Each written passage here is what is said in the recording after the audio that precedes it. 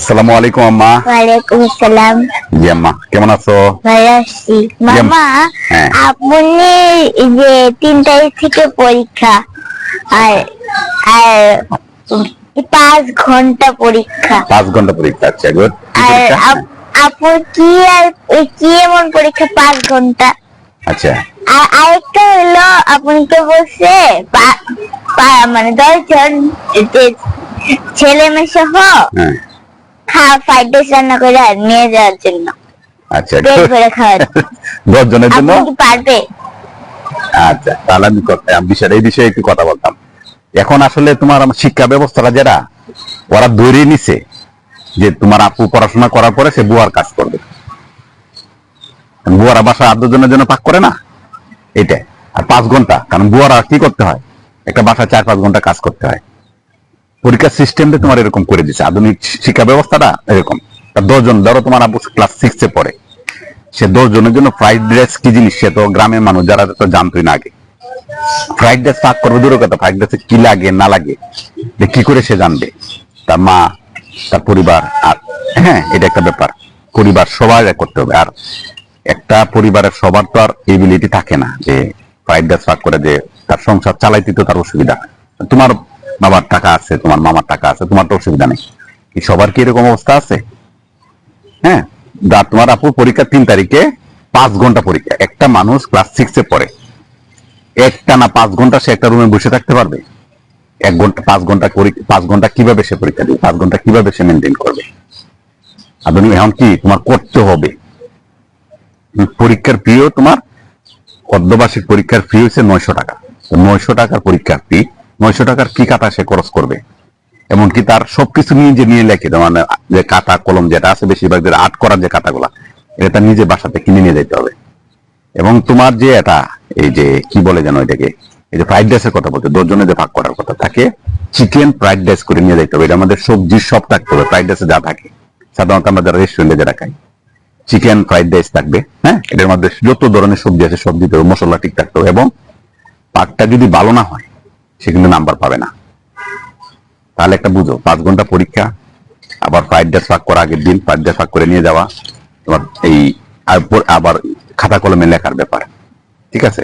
আমার মনে হয় যে এই যে পড়াশোনার যে স্টাইলটা, পাকাশোনার ব্যাপারটা, আমার মনে হয় যে স্কুলে ভর্তি না করে আমার বাসায় যে বুয়া আছে 2-3 জন, ওদের সাথে যদি আমি একটা খাতা জাগাইতাম, তাহলে কি হতো, আমার কাজটাও সেফ হইতো, টাকাটাও সেফ হইতো, সে ঘরের কাজটা ঠিক মতো শিখতো। কারণ মানুষের খাওয়ায় তো লাভ নাই, সে তার রেস্টুরেন্টে ব্যবসা করবে না। তোমার কি মনে হয় আম্মা? তো আমি ব্যাপারটা যেটা বললাম, তোমার আপার পরীক্ষা, এই পড়াশোনার ব্যাপারে আমার কোনো ইন্টারেস্ট নাই। মানে আমি একদম মনে প্রাণে অন্তর থেকে এই পড়াশোনার যে ব্যাপারটা, অন্তর থেকে মনে প্রাণে মনে করা যায় আমি ঘৃণা করি।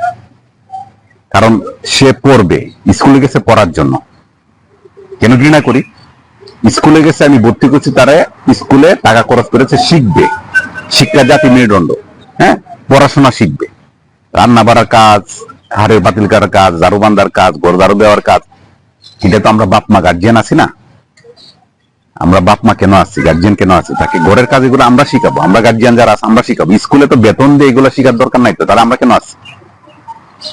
ফ্রাইড রাইস পাক করা, সেটা আমার মেয়ে ফ্রাইড রাইস পাক করো না, কাচ্চি বিরিয়ানি পাক করবে না, চিকেন বিরিয়ানি পাক করবে, সেটা আমি দেখবো। এটা আমার ব্যবস্থা, আমার সন্তান। আমি কি তাকে কি ইঞ্জিনিয়ার বানাবো, না বুয়া বানাবো, না আমি হাউস ওয়াইফ বানাবো, না তাই সফটওয়্যার ইঞ্জিনিয়ার বানাবো? আমি যদি তাকে সফটওয়্যার ইঞ্জিনিয়ার বানাই, আমি যদি তাকে ডাক্তার বানাই, আমি যদি একবার, সে তো এতক্ষণ পাক করার সে সুযোগ পাবে না। সে যদি ফ্রাইড রাইস নিয়ে ব্যস্ত থাকে, সেবা দিবে কখন? সে তো 10 ঘন্টা 12 ঘন্টা ডিউটি থাকবে, ডিউটি করে সে ঘুমাবে, আবার পাক করে খাবে, এরকম অবস্থা। কিন্তু যারা বিদেশেও যারা ডাক্তার থাকে, যারা ইঞ্জিনিয়ার থাকে, যারা সফটওয়্যার ইঞ্জিনিয়ার থাকে, এদের জন্য কিন্তু পাকের ব্যবস্থা আলাদা থাকে। নাহলে তোমার যে জায়গায় চাকরি করে সেই জায়গায় তোমার খাওয়ার ব্যবস্থাটা থাকে। কিন্তু এরকম যে আধুনিক ব্যবস্থা, হ্যাঁ, তারা চিন্তা করতেছে তোমার ইয়ার সাথে, যে কোন একটা ইউরোপের একটা কোন একটা দেশ আছে শিক্ষা ব্যবস্থা, এই যে আমার কোনদের আইল্যান্ড, কি দেশ যেন একটা বলছিল, হ্যাঁ, নরওয়ের পরে না কোন একটা দেশের কথা বলছিল, আমার ঠিক দেশটার কথা মনে পড়তেছে না, যে ওই দেশের সাথে বাংলাদেশের তুলনা করতেছে।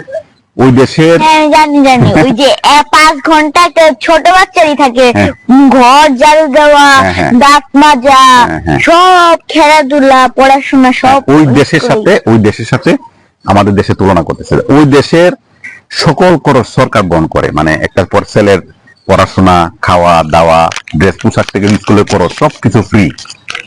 বাপ মা গার্জিয়ানের এরা এটা ফ্রাইড রাইস যে ভাগ করা, এটা কিন্তু স্কুলে ব্যবহার করবে, স্কুল কিনে দিবে, সে ভাগ করবে। এটা অন্য দেশে, ওই দেশে ব্যবস্থা আছে। পড়াশোনা করো, যাতায়াত ভাড়া, মানে তার বাপের করো, মানে সব করো, সব মেনটেনেন্স করো, যেটা ওই দেশের সরকার ব্যবস্থা করে। এখানে তো সবকিছু তার গার্জিয়ানের ব্যবস্থা করতে হচ্ছে। আর ওই দেশের যে অর্থনৈতিক অবস্থা, ওই দেশের যে আয়ের অবস্থা, ওই দেশের যে আয়, মানে একটা মানুষের বার্ষিক আয়, একটা মানুষের যে জীবনযাত্রার মান, যে একটা মানুষের যে অবস্থা, এই দেশের থেকে বাংলাদেশে প্রায় মিনিমাম 200 থেকে 500 বছর পিছিয়ে আছে। ওই দেশে পৌঁছতে গেলে আরো 200 বছর লাগবে।